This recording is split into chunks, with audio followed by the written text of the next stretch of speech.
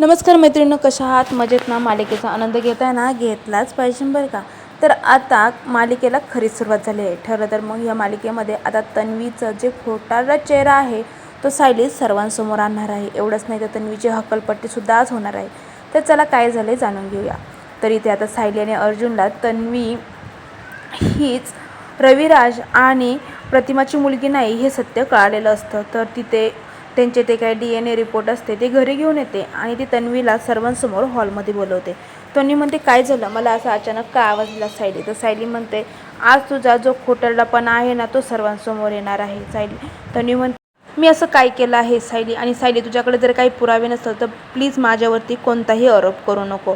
तर लगेच सायली म्हणते, मी उगाचच आरोप करत नसते. जेव्हा माझ्याकडे पुरावे असताना तेव्हाच मी बोलत असते.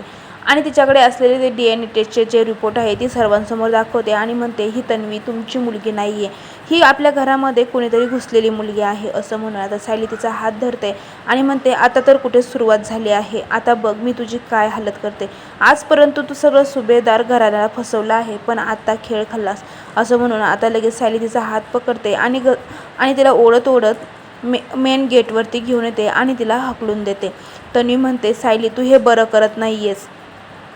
पण आता सायलीने जे पुरावे दाखवले असते त्या पुराव्यावरून सर्वांना असं वाटत असतं की तन्वी आता खरंच ही प्रतिमातेची मुलगी, ही कोणीतरी घरात घुसलेली दुसरीच कोणीतरी मुलगी आहे.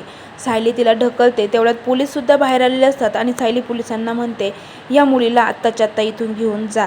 ही मुलगी आमच्या घराचा आणि हिचा काहीही संबंध नाही. ही आमच्या घरामध्ये घुसलेली एक फक्त घाण आहे म्हणून.